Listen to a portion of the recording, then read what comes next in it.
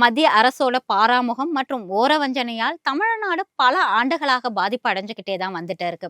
ஹிந்தி மொழி திணிப்பு மட்டும் இல்லாமல் மத்திய அரசோட பட்ஜெட்டில் தமிழகத்தை புறக்கணிக்கிறது, தமிழகத்திற்கு பேரிடர் நிதி வழங்காம தவிர்க்கிறது, தமிழக மக்களுக்கு எதிரான திட்டங்களை அறிவிக்கிறது போன்ற நடவடிக்கைகளை தொடர்ந்து மத்திய அரசு ஈடுபட்டுட்டு வராங்க. பல ஆண்டுகளாக தமிழக அரசுக்கும் மத்திய அரசுக்கும் மோதல் போக்கு தான் நீடிச்சிட்டு வருது. அதனுடைய தொடர்ச்சியாக தான் இப்பொழுது தொகுதி மறுசீரமைப்பு விவகாரம் நாடாளுமன்றத்துல மறுசீரமைப்பு என்ற பெயர்ல மக்கள் தொகை கணக்கெடுப்பின் அடிப்படையில தொகுதிகள் மறுசீரமைக்கப்படும் அறிவிச்சிருக்கிறாங்க. இந்த அறிவிப்புனால தமிழகம் மட்டும் இல்லாமல் தென்னிந்தியாவிற்கே பெரும் பாதிப்பு ஏற்படும் முதலமைச்சர் மு.க. ஸ்டாலின் தொடர்ந்து தன்னுடைய குற்றச்சாட்டுகளை முன்வைக்கிறார். தமிழகத்தோட தலைக்கு மேல கத்தி தொங்குவதாகவும் அவர் தெரிவிச்சிருக்கிறார்.